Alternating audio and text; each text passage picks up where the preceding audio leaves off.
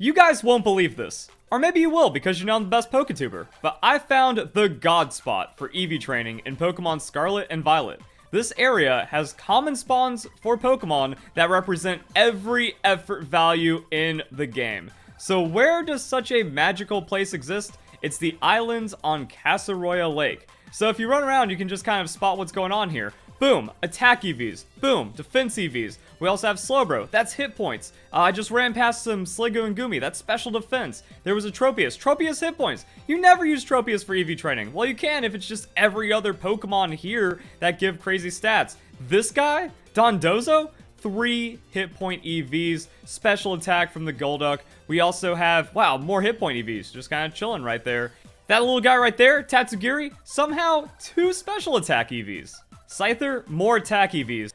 Also, Flamigo can spawn here. That's 2 attack EVs, and they usually spawn in groups, so you get a lot of EV training in a short amount of time. The only thing I haven't mentioned is speed, and that's Stunky. Now, Stunky doesn't seem to be as common, so it's not like, oh, also, those are attack EVs on the Dreadnought. So, unfortunately, this is only missing speed EVs, but if you're trying to train a bulky Pokemon or tank Pokemon, this is the spot for the most part. There's still some other places that have like crazy stuff, so if you're grinding Chanseys, you know, you make the normal encounter power. Chansey just going to be really good for hit points really quick. Also, this area, the South Province Area 3, the little canyon area, incredible for hit points as well, because there's Skiddo running around, they spawn in groups. So you go from Skiddo herd to Skiddo herd, and then you find some Makuhita, and that's just going to be crazy for hit points. Also, special attack. The best way to get special attack really just seems like going to the ruins and fighting Ghastly, and there's some very quick and accessible ruins. Now, I like using the desert ruins because while you're running around or even heading to the ruins, you can pick up items, and that's going to be a little bit of extra money. Whenever you go to ruins, there's just a good chance you can get packs of Ghastly spawning. Oh, there's some over there. So yeah, that's just, boom, a cluster of special attack EVs, which is really nice. And then as you're like spawning in and out, you can pick up items. Really, the biggest reason why you EV train with this method is to save on money because vitamins get expensive. Now, since speed EVs aren't super easy to come by on the lake, you can just head south of the main city and you can find fletchling all over the place. Really good for speed EVs. Now, to speed up EV training to a pretty much mandatory degree, you need to buy power items, and you can find those at Delibird Presents. This was in my competitive guide, but I think the EV training is so important because vitamins are so expensive that it needs its own separate video. So we can see here, you give it the proper item, and then it's going to gain 8 EVs for whatever one you're giving. So Power Belt will give 8 EVs on KO. However, it's for any Pokemon that you faint. So let's say you go out and KO a Swablu. Well, if you're wearing the Power Belt, you get 8 EVs in defense and then 1 special defense EV from the Swablu. Reason why I'm mentioning such an obscure Pokemon is because the islands on the lake have Swablu spawns. Also, you can do laps around the big island and sometimes just get a lot of Pokemon for the EVs that you're looking for spawning that way. So different ways of doing this EV training.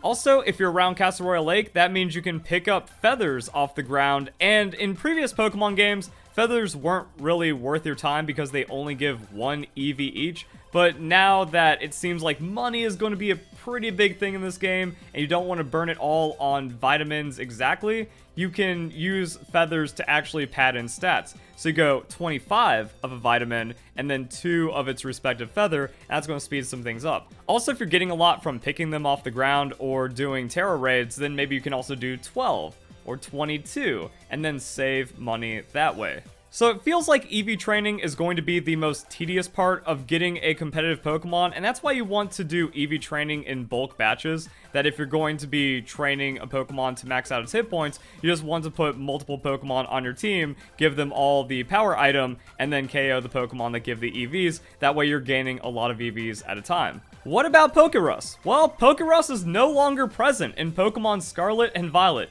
No assets for the Pokerus status exist in the game and cannot be found on wild Pokemon.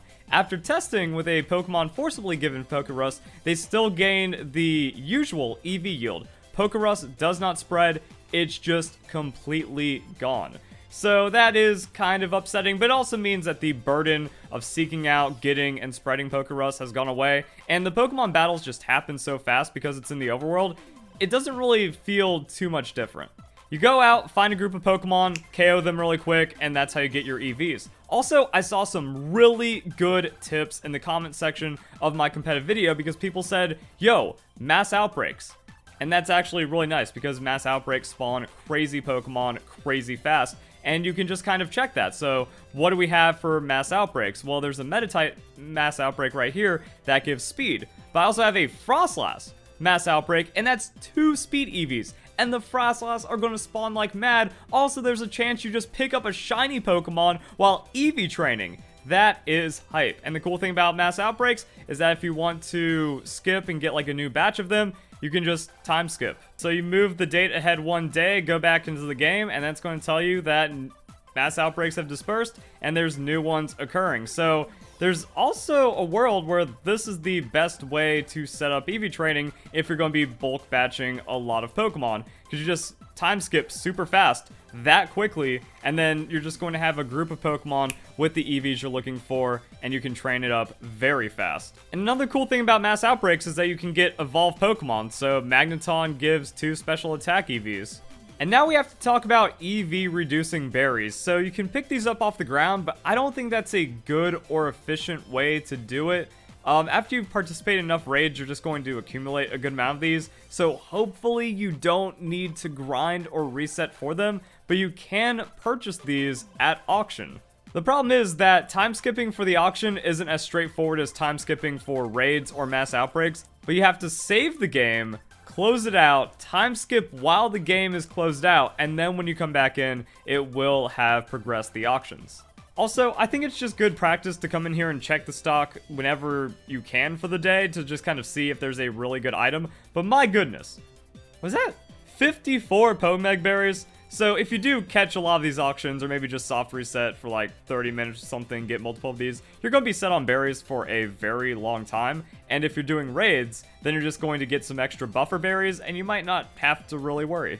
So those berries reduce EVs by 10, it's like a negative vitamin. So you can see a Pokemon's EVs by pressing L on their summary screen, and yeah, those berries are mostly going to be for like cleaning up a Pokemon that you had in your party while you were KOing other Pokemon, and then the EVs went into the wrong place.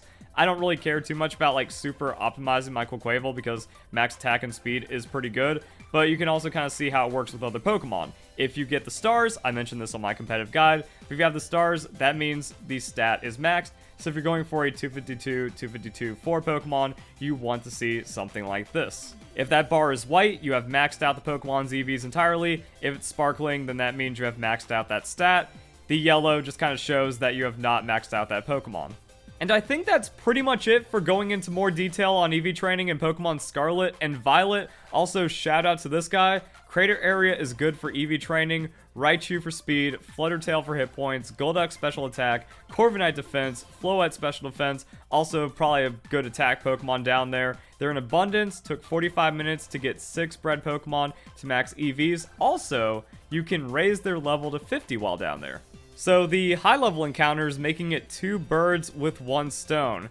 Yeah, EV training is pretty crazy in this generation, and it's really about that bulk EV training to get the optimization, unless we're talking like weeks or months down the road where you have ungodly amounts of money and then it doesn't feel bad, because spending 500,000 Pokédollars to EV train 1 Pokemon, that's a struggle right now. But maybe like the Charizard raids give some really crazy things if you repeat those.